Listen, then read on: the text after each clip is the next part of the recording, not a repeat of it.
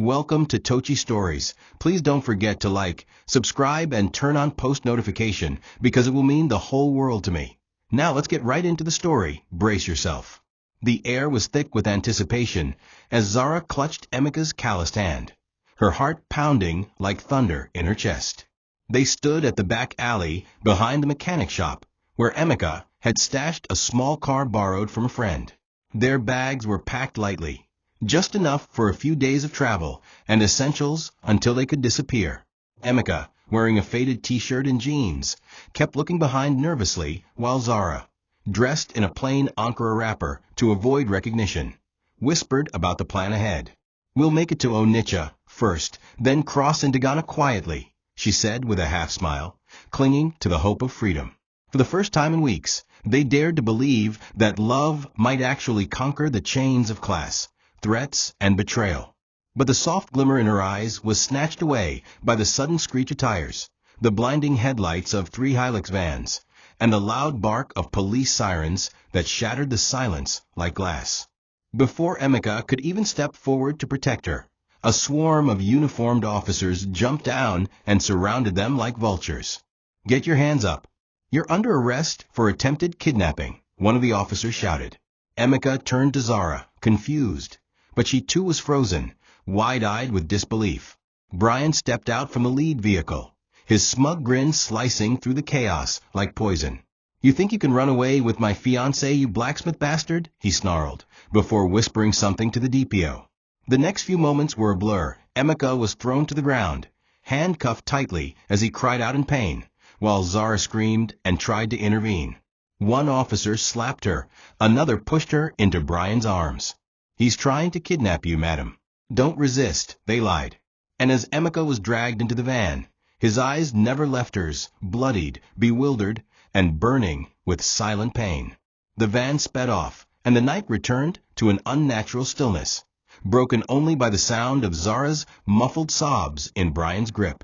Inside Brian's car, Zara remained silent, numb, and paralyzed by betrayal. She clutched her scarf as if it would protect her from the hurricane swirling inside her chest.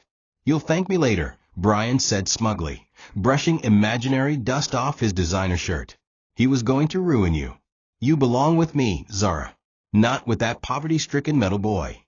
Zara turned her face away, refusing to dignify him with a response. Her heart was burning, not just with fear, but rage, guilt, and helplessness.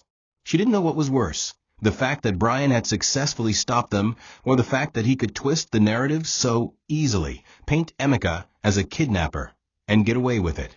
She told herself Emeka would be released by morning, that someone would correct the mistake. But she didn't yet know that this was only the beginning of a much deeper darkness. Emeka had never seen the inside of a prison before, and the reality hit him harder than any of the beatings he endured on the way. The stench of sweat, blood, and damp cement overwhelmed his senses as the rusted gates slammed behind him. His cell was small and dark, with peeling paint and just one broken fan that barely moved the air. The floor was wet from a leaking pipe, and 2 other inmates looked up at him with wary eyes. His back still stung from the blows inflicted during his arrest, and his wrists were bruised from the handcuffs that had dug into his skin. He didn't speak for hours. His mind couldn't wrap itself around what had just happened. One moment, he was holding Zara's hand and dreaming of escape. The next, he was being branded a criminal. The officers hadn't allowed him to explain. They told him his story didn't matter. Brian had already filed the charges, and that was enough. The next day, his mother, Mama Nena, and his younger brother Chabik came to the police station, bringing food and pleading to see him. They were made to wait outside for hours under the scorching sun. When Brian arrived in his tinted SUV and saw them, he didn't hesitate to humiliate them. "What are you people doing here? Do you think this is your village compound?" he sneered. Mama Nena, barely holding back tears, folded her hands and begged, "Please, Brian, we know you're a big man. Our son is innocent. He loves that girl with his whole soul." But Brian only laughed cruelly. "Next time I see either of you near this place, I'll arrest both of you for obstructing justice. That's a promise." He tossed the food basket over the gate and walked away. Inside, Emeka had no idea his family had come. The guards never told him. The food never reached him. He just continued to sit in that darkness, waiting, hoping Zara would come. Day turned into night, and Emeka's cell became a hellhole of misery. His fellow inmates told him stories of how people disappeared in here, buried by lies, lost in silence. Some advised him to bribe his way out, but he had nothing. Others told him to accept his fate, but he couldn't. Every time he closed his eyes, he saw Zara. He remembered how she had stood up to her father, how she had chosen him over luxury. He couldn't believe she had abandoned him, not Zara. Something was wrong. Maybe she was being held back. Maybe she didn't know the full truth. He held onto those thoughts like a flame in a blizzard. He didn't know what was happening outside, but he knew one thing. His heart still belonged to her. No matter what prison did to him, no matter how many beatings he suffered, he would not let it break his soul. Not yet. Zara stood by the window of her room in silence, watching the sun set behind the barbed walls that now surrounded her. Her father had gone to extreme lengths, barring the gate with guards, disabling her phone, and assigning 2 staff members to monitor her every movement. She was a prisoner, not just of the mansion's walls, but of her family's expectations and lies. "You've embarrassed this family enough," Chief Okafor had said. "You will stay here until you come to your senses." Zara didn't argue. She didn't scream. Her spirit was too bruised to react. Her mind was still trapped in the alley, hearing Emeka's cries, watching him get dragged away. She thought by now he would have been released. She didn't know that Brian had bribed the system, that Emeka wasn't just arrested. He was being buried alive. Brian began visiting her again, as if nothing had happened. He brought gifts, flowers, and chocolates, placing them on her bed like trophies. "Let's put all this behind us, Zara," he would say, with a rehearsed gentleness. "You'll see, I'll change. We'll be the power couple the world envies." Zara barely acknowledged him. The sight of him made her skin crawl, but she knew how dangerous he was. Every move she made was being monitored. Every attempt to call Emeka's family was blocked. Even her house staff had been replaced with strangers loyal to her father. Still, she clung to hope, telling herself this nightmare would end soon. Brian couldn't possibly keep this up forever. Emeka would be released, and they'd find each other again. But each day passed with silence, and her heart began to ache more violently. One evening, Zara looked into the mirror and didn't recognize herself. Her eyes were hollow, her hair unkempt, her lips cracked from crying. "How did I become a prisoner in my own home?" she whispered. That night, as Brian sat across the dinner table rambling about wedding plans, she broke. "You don't love me, Brian. You just love owning things. You don't want a wife. You want a trophy you can parade while destroying everything that makes her human." Brian's smile vanished. "Careful," he muttered. "Your mouth might ruin you more than your heart already has." Zara stood and walked away.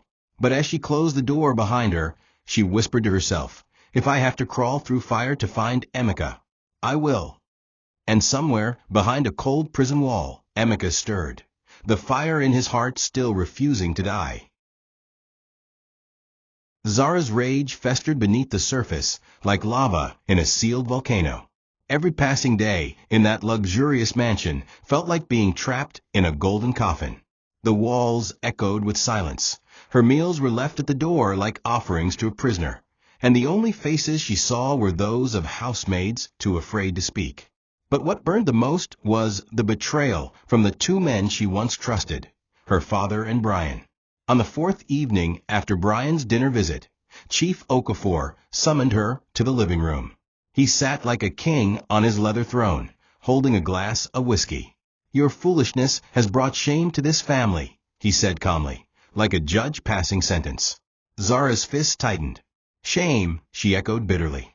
"The only shame in this house is how you treated Mom like a trophy, paraded mistresses like awards, and think you have the moral standing to talk about love." Her voice trembled not from fear, but from years of watching her mother shrink under the weight of Chief Okafor's tyranny.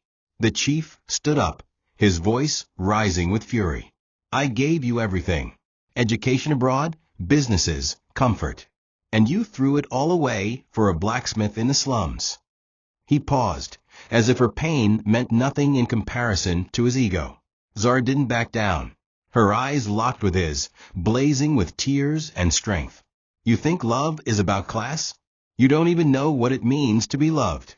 No wonder you couldn't keep Mom happy. You used money to buy loyalty and fear, but never love." The slap came unexpectedly, sharp and echoing, but Zara didn't flinch. She held her cheek and smiled bitterly.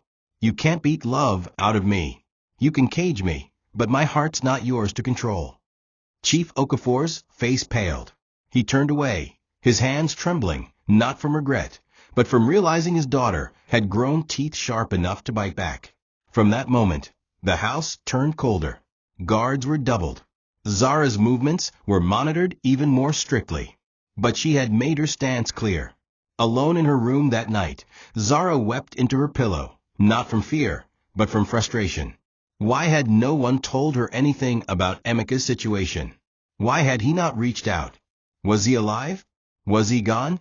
She began to doubt everything. The silence was deafening, and the weight of not knowing was far heavier than chains.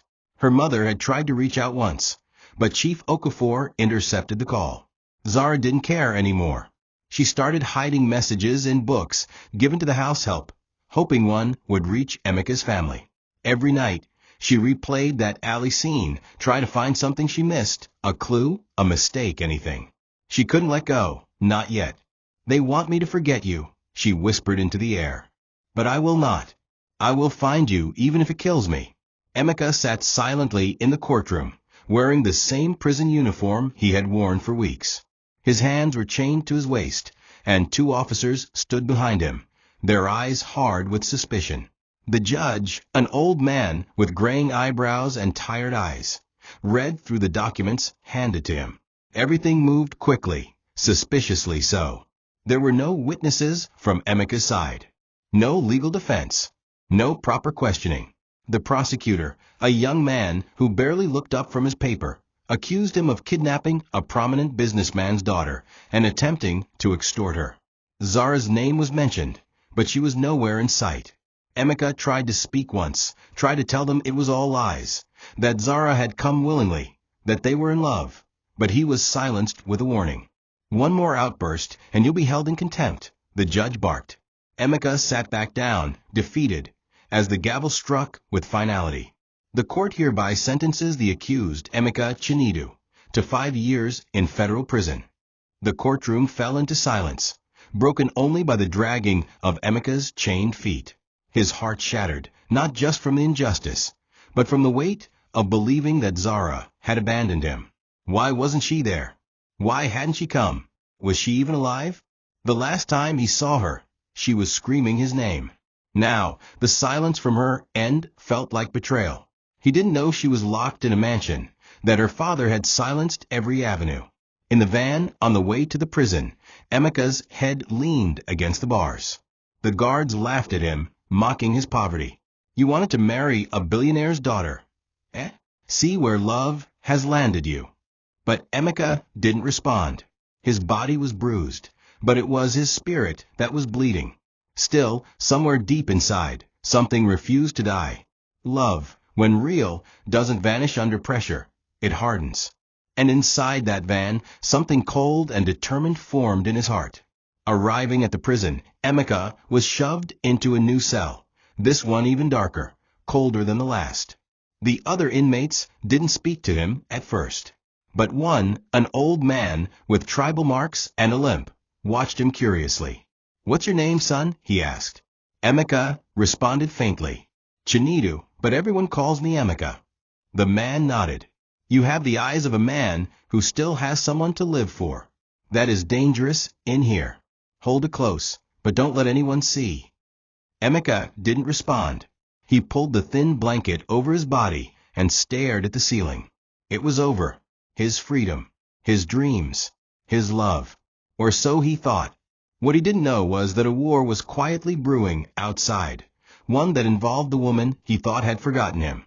Zara sat in her bathtub, staring at the water as it swirled with bubbles, the room filled with the scent of lavender oils she barely noticed. It had been over a month since Emeka's arrest, and there had been no word, no message, not even a whisper from his end. She began to feel the weight of doubt creep in. Was he truly in trouble, or had he decided to abandon her after realizing how powerful her father and Brian were? But her heart argued against it. Emeka wasn't the kind of man to walk away from love. Something was wrong, something deeper than what met the eye. Brian had visited again, this time with flowers and a tear-filled apology. "Zara, please," he said, kneeling at her feet. "I made mistakes. I just didn't want to lose you. Let's start again. I'll change for you." She looked at him with empty eyes and said nothing. But inside, a plan was already forming. After weeks of resistance, Zara surprised everyone when she finally agreed to go out with Brian. She told her father she needed air, a break from the mansion, a moment to feel normal again. Everyone believed her. Brian, smug with victory, took her to a charity gala in Lekki. Cameras flashed. Reporters whispered. Zara played the role of the dutiful heiress perfectly, smiling, nodding, clinking glasses, but her eyes kept scanning for a moment to escape. And when it came, she vanished. She left through the staff exit, changed her heels for flats in the restroom, and disappeared into the night. Her destination was clear, Emeka's workshop. She needed to find answers with her own eyes. But when she got there, the place was abandoned. Tools lay scattered. Dust covered everything. The neighbors she asked gave rehearsed answers. "Oh, that boy? He relocated. After what happened, he ran away in shame." One even claimed he was in Ghana. Zara didn't believe it. Her heart refused to. She sat on the steps of the workshop and cried silently, feeling as if the walls of the universe were collapsing on her chest. Everything felt like a lie. Everyone around her wore a mask. "Where are you, Emeka?" she whispered into the night. "Why does everything feel so wrong?" But no answer came, only the chirping of distant crickets. And somewhere, in a prison far from there, Emeka lay awake under dim moonlight, clutching the memory of her smile as tightly as a man clutches his final breath. Zara woke up early the next morning in a cheap motel room near the outskirts of town, the coldness of the concrete floor and the emptiness in her heart echoing the silence in her mind. She hadn't slept all night, replaying every word the neighbors had said at Emeka's workshop.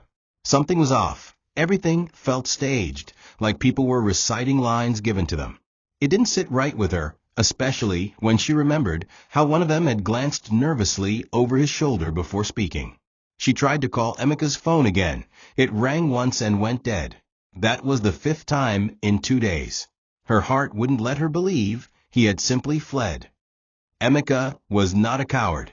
He had fought off armed hoodlums for her, protected her from her father's wrath, and looked her in the eye with love, not fear. No, someone was hiding something, and she was now determined to uncover the truth, no matter the cost.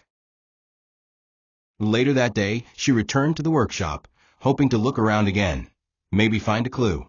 But to her surprise, the door was now locked with a heavy padlock and new for sale sign. The same neighbor who had spoken to her the day before now refused to even open the gate. "There's nothing for you here," he said from behind a curtain. Zara felt a lump in her throat. She walked around the compound and found a small alley that led behind the workshop. There, tucked under a rusted pile of metal, she found a single familiar item, a scorched piece of metal Emeka had carved her name into months ago. She clutched it, eyes welling with tears. "You were here," she whispered, "and you didn't run. But if he didn't flee, then what happened to him?" Her mind began racing. What if he had been hurt? What if someone took him away to keep her from him? As night fell again, she sat on the roadside near the workshop, her hands trembling as she stared at the piece of metal. Her driver eventually found her, furious and frightened.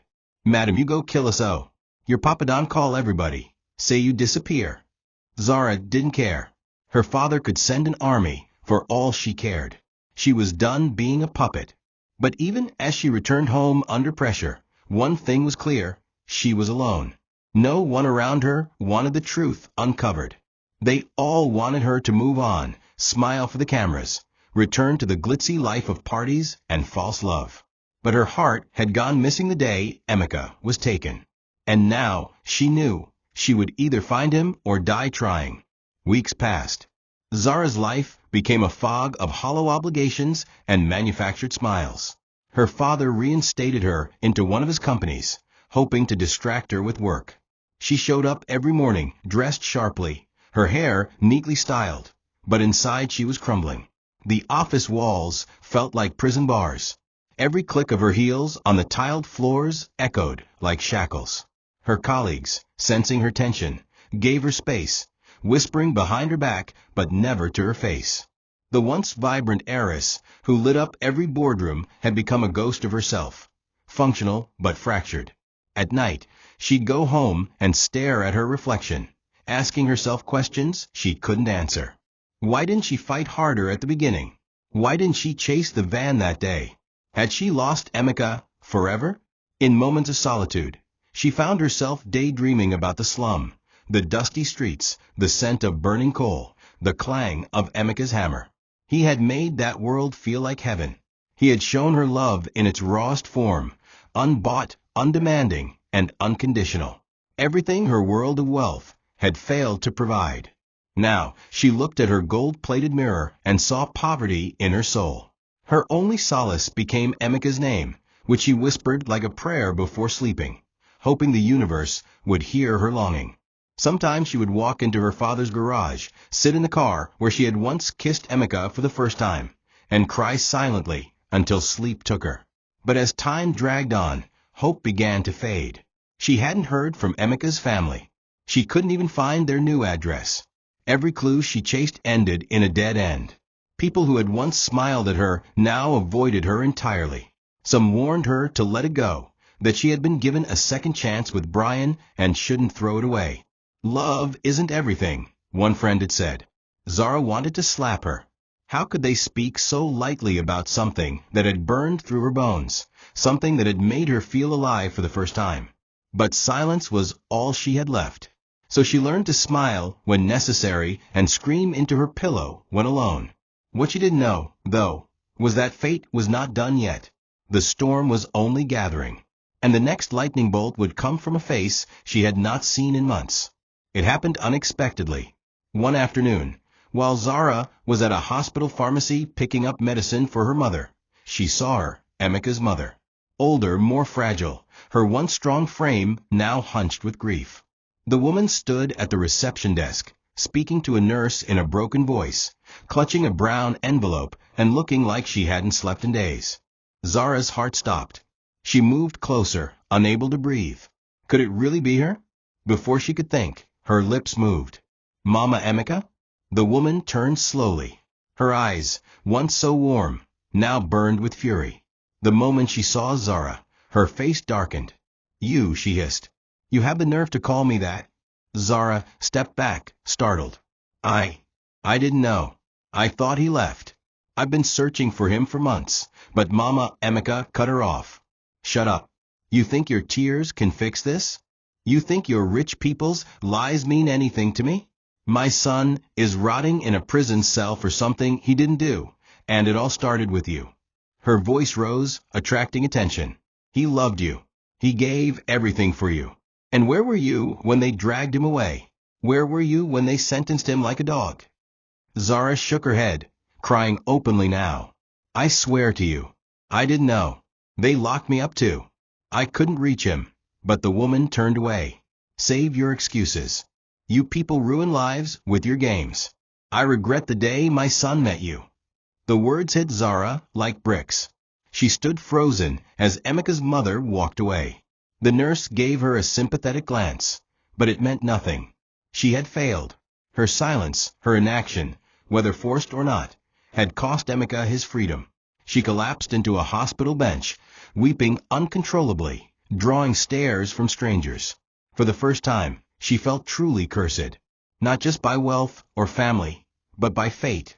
Emeka had given her his heart, and all she had given him in return was pain. But as the tears dried on her cheeks, resolve returned. She wouldn't let that be the final chapter. She had to know where he was. She had to make it right, even if it meant defying her father, Brian, and the entire world that wanted her silent. But what she didn't know was that darkness had already taken notice of her search. And this time, it would strike hard. Zara's hands trembled as she clasped the small envelope she intended to give Emeka's mother. It contained a letter, a desperate, tear-stained apology, and a plea for truth.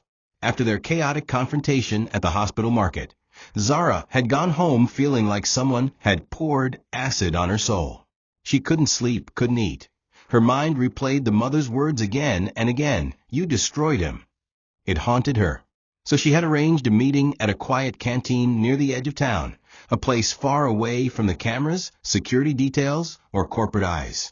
She even used a borrowed phone and wore a scarf to disguise herself. This was her chance to fix the past, to finally learn why Emeka vanished, and to tell his mother how unaware she truly was. But as she waited at the table, heart pounding and eyes searching, time passed, and no one came. She checked her watch. Then, again, a soft drizzle began to fall, matching the dread that settled in her chest. Something was wrong. The call came just 30 minutes later. A passerby had seen the woman struck by a car and had called emergency services. Zara dropped everything and ran, still disguised, to the nearby public hospital. She found Emeka's mother unconscious, her body bruised and motionless beneath a blood-stained sheet. Nurses were whispering. Some gave Zara curious looks. A woman in a hijab muttered. They said it was an accident, but the driver didn't stop. Zara's heart felt like it was going to collapse. The police had already been notified, but the scene had been oddly cleared quickly. No CCTV footage, no witnesses stepping forward. The more she listened, the more her instinct screamed. This was no accident. She sat in the hallway, trembling, as a doctor came out and said the woman had suffered internal bleeding and needed surgery. Zara was not a family member and could not sign anything. She felt utterly useless. The moment she had tried to step forward to heal, something had come to silence the truth. In the cab ride back, Zara clutched her chest like her heart was breaking in half. The pain of seeing Emeka's mother lying there, struggling for life, knowing that she might never get the chance to say the things she needed to. It ate her alive. Worse, she couldn't shake the feeling that someone was orchestrating these events. Who had more to lose if the truth about Emeka surfaced? Her father? Brian? Or someone she hadn't even considered yet? Her mind was spinning with questions. Her phone rang. It was Brian. She let it ring out. Then it rang again. She turned it off. Zara realized that her enemy was not just one man. It was a system of lies built on power, wealth, and manipulation.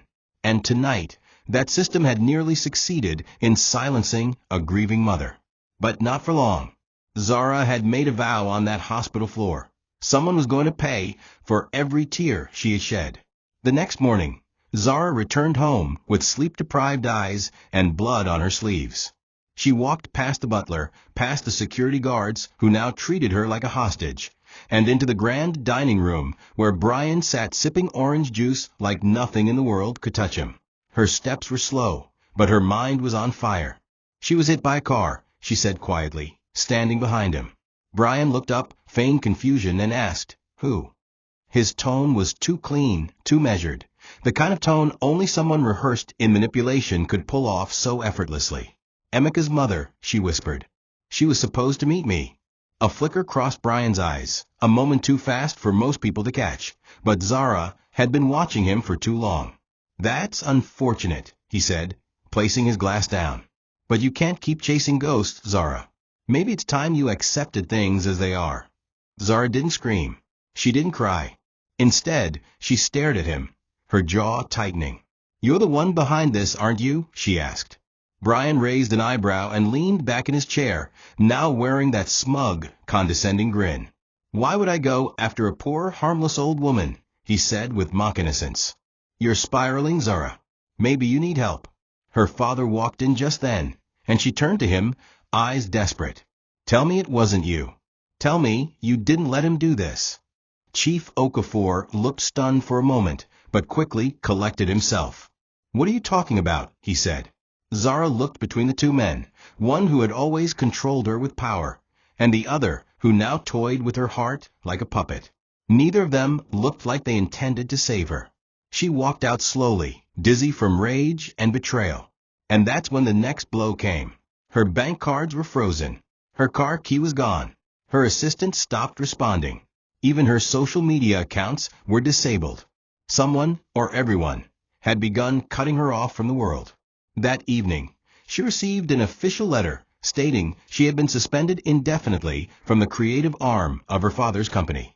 Mental instability and unprofessional conduct, it read. Zara tore the paper into pieces and collapsed on her bed. She wasn't just being isolated, she was being erased. The same way Emeka had been. Someone was working very hard to keep the truth buried. She screamed into her pillow until her voice cracked. Brian visited again that night, this time with flowers and food. "I'm worried about you," he said. "We were happy once, weren't we?" Zara stared at him like he was a snake in human skin. He reached out to touch her hand. She didn't pull back. Not yet. Because she now knew that playing the victim wouldn't help her. She had to be smarter. And that began with pretending to forgive the devil sitting in her garden. The hospital corridor was eerily quiet at night, lit only by flickering bulbs and the soft beep of machines. Zara had slipped out of the house after pretending to sleep, bribing one of the maids to cover for her. She wore a long hoodie, scarf, and shades even at night, and entered through the emergency exit a sympathetic nurse had left cracked open. Emeka's mother had been moved to a smaller, less secure ward. When Zara entered the room, she froze. The once strong woman now lay still, her body covered in bandages, oxygen tubes in her nose, her hands limp. The sight made Zara's eyes flood with tears. She walked to her bedside, slowly sat on the edge of the chair, and whispered, "I'm sorry. I didn't know. Please wake up. Please tell me everything." For a moment, there was no movement. Then, like a tremor, the woman's eyelids fluttered open. Her lips parted, but the words came out like a weak whisper. Zara leaned in. "They caged him," the woman murmured. My son didn't run. He's still locked away. They said he tried to kidnap you." Zara's heart stopped. The mother's voice cracked, and tears slipped down her temples. "It's all your fault. You brought this curse to us." Zara felt like someone had just stabbed her soul. She opened her mouth to explain, but the woman winced in pain and cried out softly. Nurses rushed in and forced Zara out, ignoring her pleas. One of them shoved her roughly and said, "This isn't visiting hour. You'll be arrested if you keep sneaking in." Zara stood outside the room, chest heaving. The truth was louder now. Emeka had never been freed. He was rotting somewhere behind concrete walls while she mourned a ghost. Back in the car, her hands couldn't stop shaking. It all made sense now. The silence, the lies, the missing files, the evasive answers. Brian had destroyed the man she loved and painted himself a savior in the process. Her father either helped or stood by and let it happen. The only person who had tried to speak the truth was now lying half dead in a hospital bed. Zara had never felt this alone, not even when she first walked away from her wealth.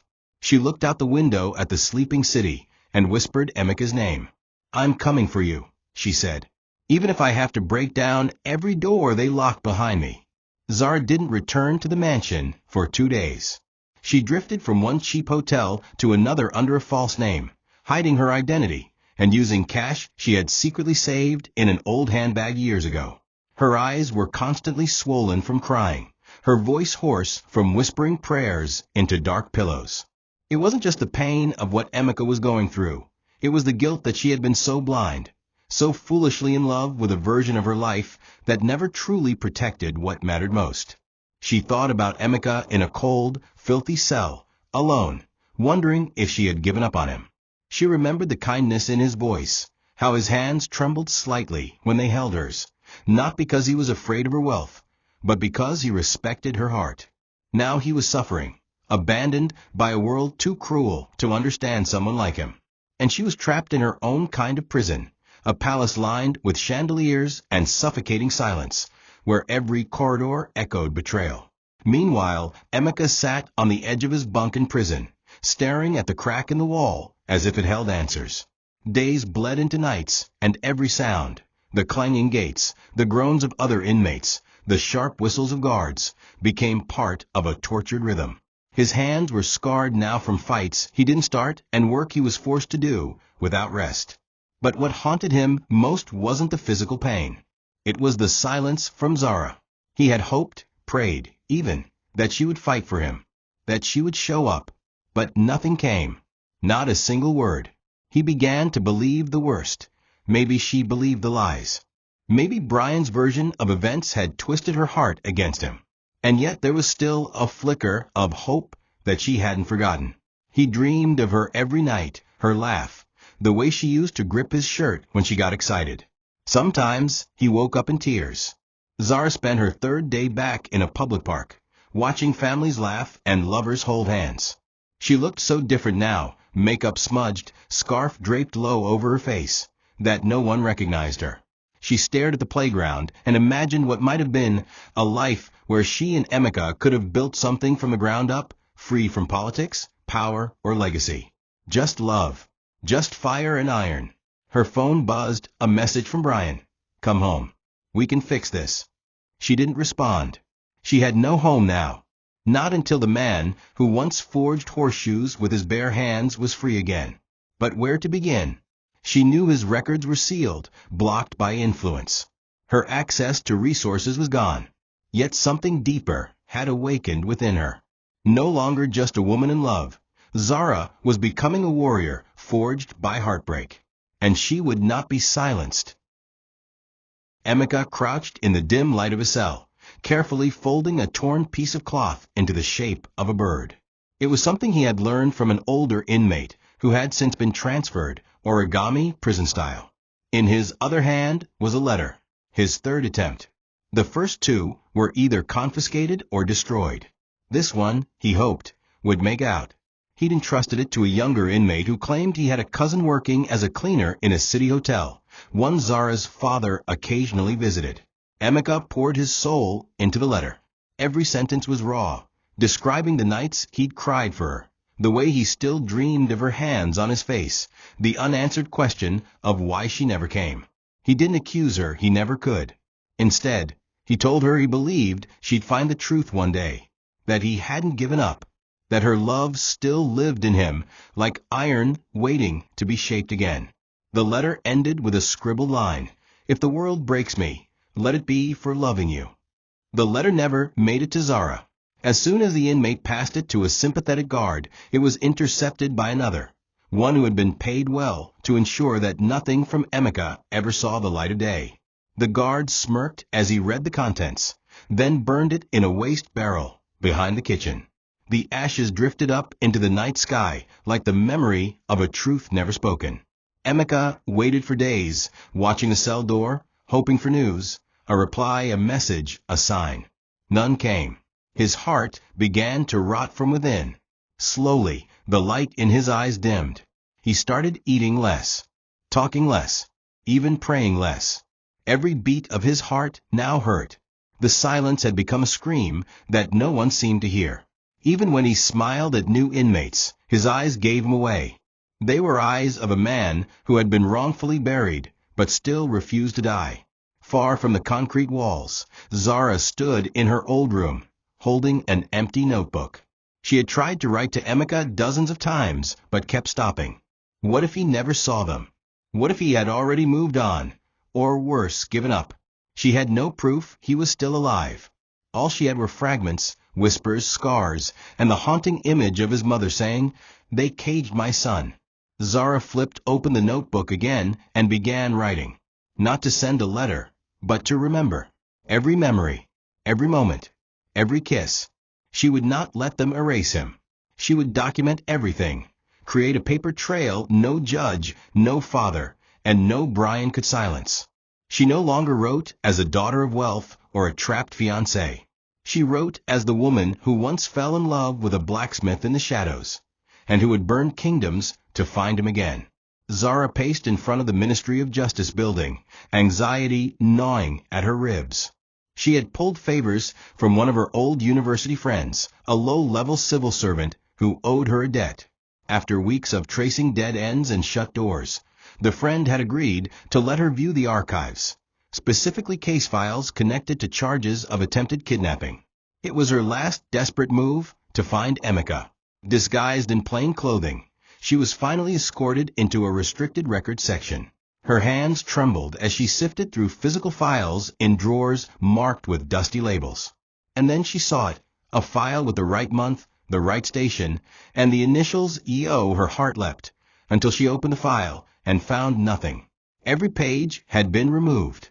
All that remained was a note scribbled in red ink. Classified, ordered sealed.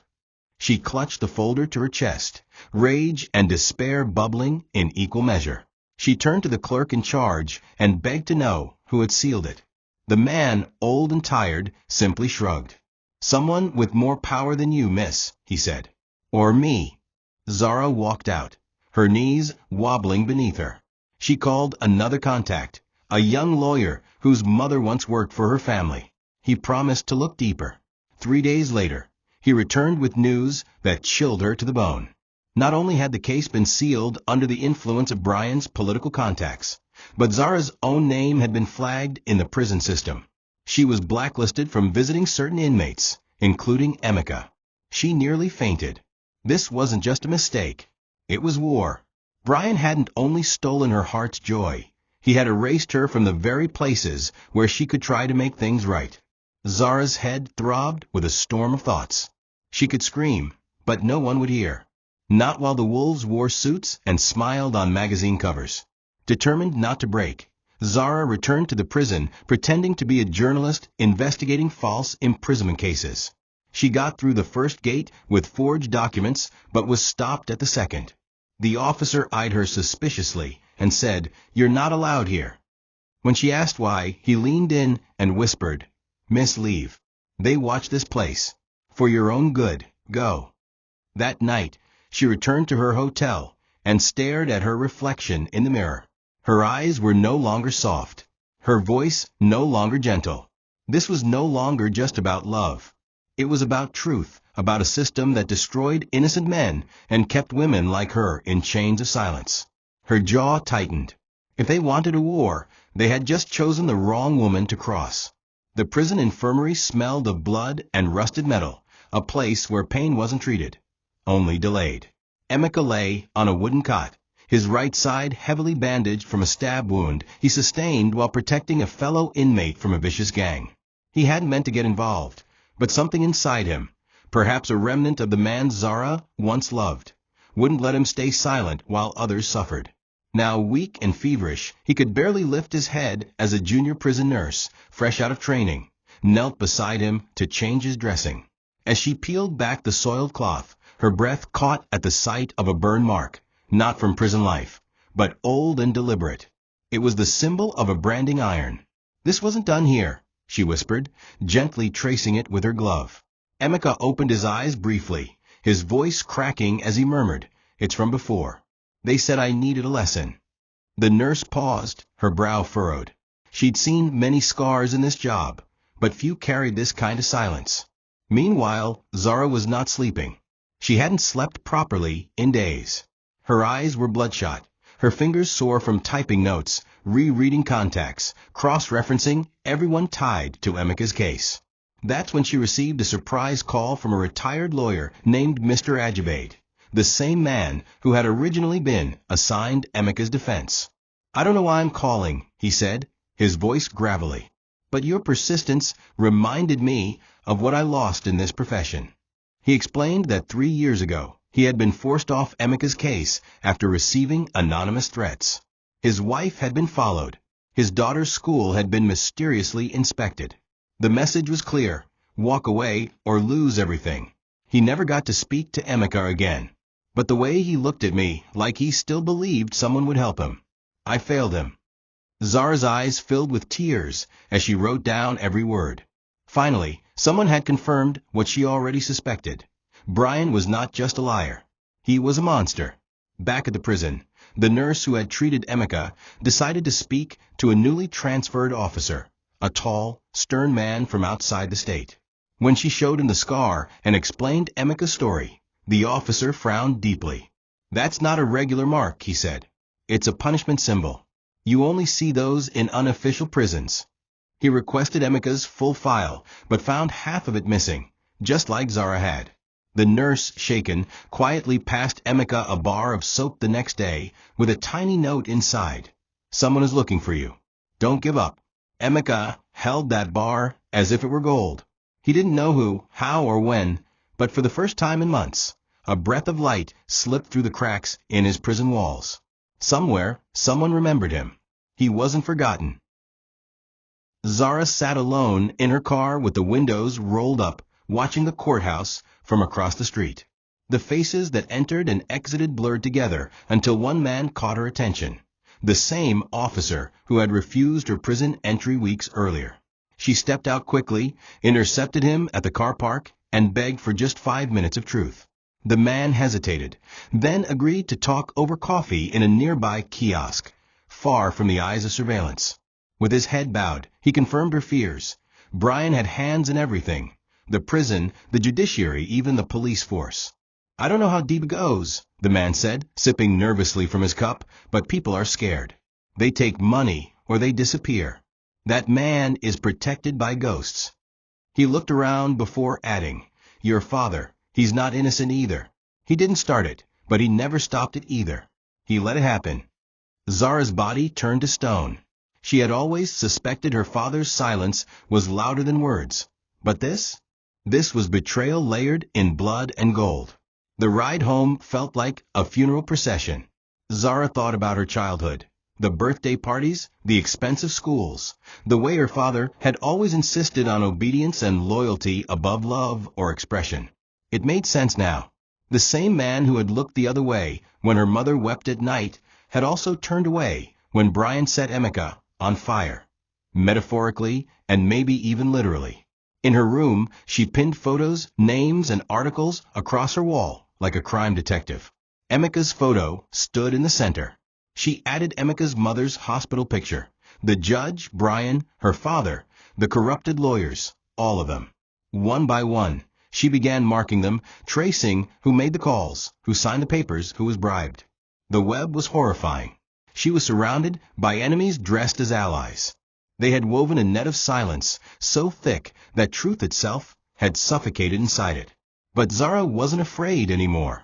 She was angry. In prison, Emeka noticed a shift. Guards who once mocked him now avoided his gaze. One of the new officers gave him an extra slice of bread. Another offered clean water. It wasn't much, but it was change. It meant someone outside was shaking the roots of the system, and the tree had started to tremble. That night, he looked up at the cracked ceiling and whispered, "Whoever you are, thank you." He closed his eyes and dreamed of fire again, but this time it wasn't destructive. It was cleansing, a fire that melted away chains. Somewhere, in the distance of his dream, he heard a voice call his name. Not cruel, not fearful, just gentle, like home. It was raining heavily the night Zara returned to the hospital. She had received word that Emeka's mother, the woman who had once screamed at her to stay away, had slipped into a coma. The news broke her. Her driver had to beg her not to speed as she raced through the storm. When she arrived, the nurse on duty told her the woman had suffered complications from internal bleeding and head trauma, the result of the so-called accident. But what struck Zara most was the nurse's hesitation. Somebody tried to visit her earlier today, she said. Tall man, dark suit, refused to give a name. But I've seen him before near your father's office. Zara's heart sank. Brian. Again. The man had poisoned everything. Her love, her trust, her future. And now he was trying to erase even the voices that knew the truth. Zara didn't wait.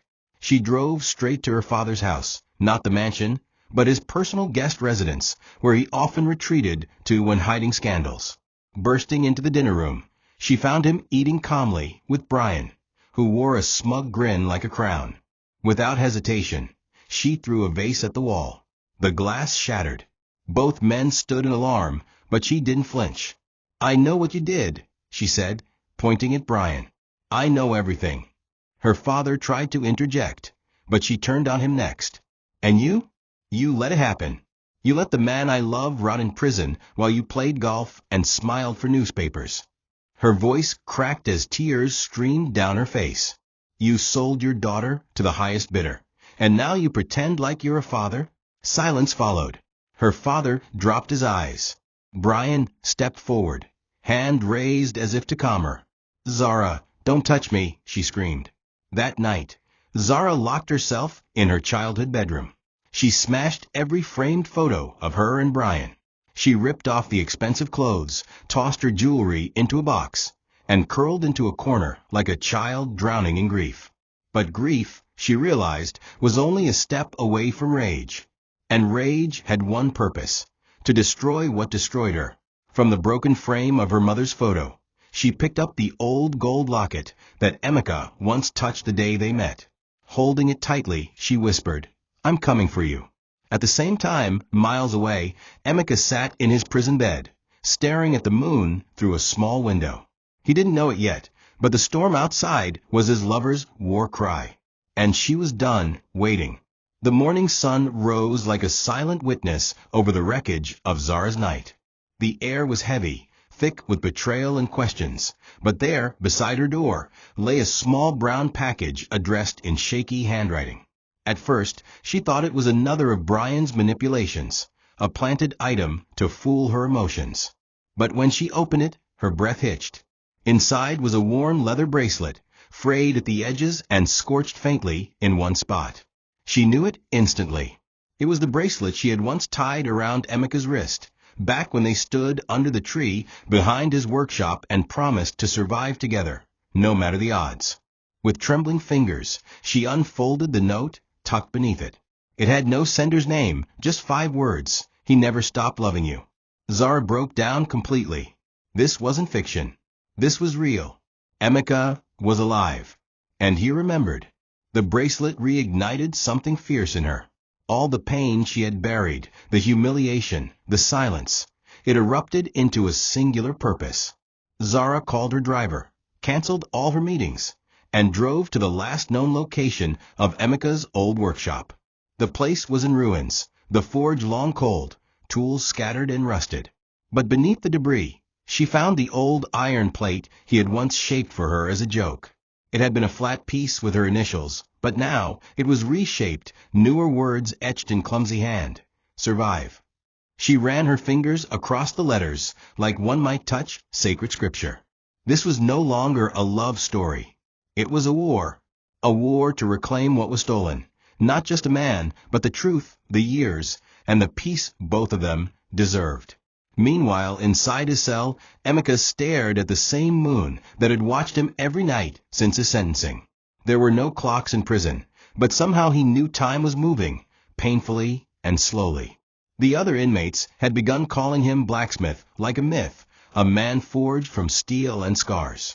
He spoke little, ate less, but when he held the soap bar with the smuggled note carved in it, he kept whispering her name. Zara, Zara, Zara. The thought of her had kept him alive this long. He didn't know if she still remembered him. He didn't know if she was married, manipulated, or mourning him. But now, with the return of his bracelet, smuggled through sympathizers, Emeka knew she was still out there. She hadn't given up, and neither would he. The night was quiet in the slum where the old blacksmith's forge once stood. The community had mostly moved on, except for the old woman across the street who remembered the love story that once lit up the alley. Zara stood before the blackened remnants of the forge, wearing a simple dress and no makeup. Her eyes were tired, but her spirit burned brighter than ever. She held the iron plate to her chest and whispered, "If you can hear me, hold on." With a steady hand, she placed it back into the rubble and wrote a message in charcoal on the wall. They lied. "I'm still here." It was the only way she knew how to speak across the walls, the miles, the bars. Emeka, in the prison workshop, had returned to doing what he knew best. A kind guard had allowed him an hour near the scrap pile. With bruised fingers and no real tools, he shaped a thin wire into a tiny flame shape and tucked it behind his bunk wall. When a young inmate asked him what it meant, Emeka smiled, his first real smile in months. "Hope," he said. "It means someone out there still knows my name." The other inmates didn't press. In a place where men forgot their own voices, even a whisper of hope was contagious. That night, the wind howled outside, and Emeka pressed his back to the wall, imagining her voice reaching him through concrete and iron. "They tried to break me," he whispered, "but I was forged in fire." In the hospital, Emeka's mother lay unconscious, her body battered but breathing. A nurse adjusted her fore and wiped a tear from her cheek, a tear that had escaped even in sleep. Zara visited daily now, refusing to give up. She brought flowers, held her hand, and read aloud from a notebook of unsent letters she had written to Emeka. "They caged you," she read, voice trembling, "but not your soul. I'll find you, I swear." Outside the hospital gate, a dark car waited, and inside it, Brian watched with clenched fists. He thought he had buried the fire. He was wrong. It still burned, and it was coming for him. Thank you for watching this video. What did you learn from this story? Drop it in the comments. Please make sure you like, comment, and subscribe to my YouTube channel TOCHI Stories for more.